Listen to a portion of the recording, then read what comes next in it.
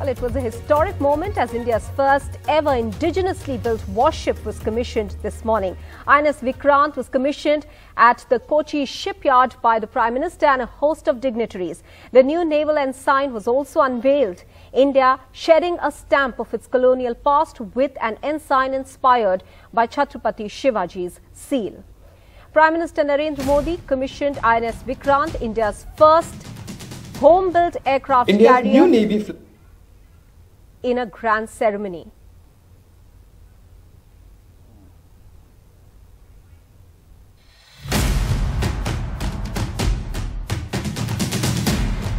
India's new Navy flag fluttering on the deck of Vikrant, India's first made-in-India aircraft carrier.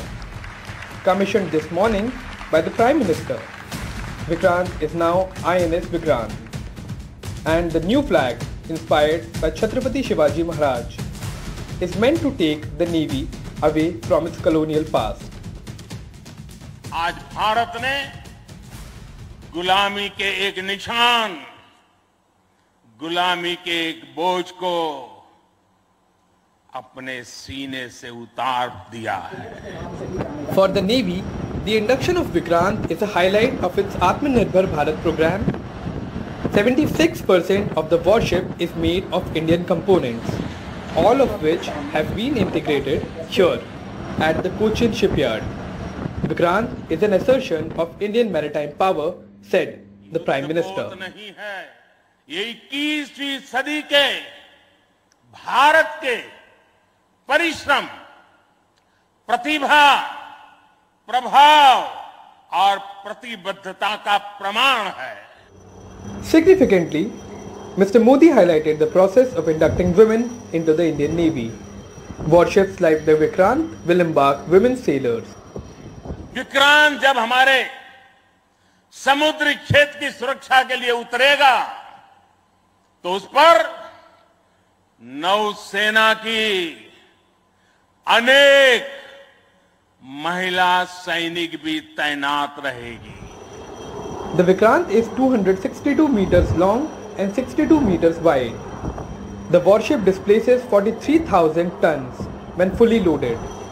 She can travel at a maximum speed of 28 knots or 51 kilometers per hour and has an endurance of 7,500 nautical miles or 13,890 kilometers. There are 2,200 compartments on board, and she can embark 30 aircrafts including MiG-21K fighter jets, Camov-31, MH-60R multi-role helicopters. There is no doubt in my mind that we require 3 aircraft carriers, one on each seaboard, the west and the east, with the 3rd aircraft, if not available, under maintenance. For now, the officers and the sailors of INS Vikrant have a tough road ahead.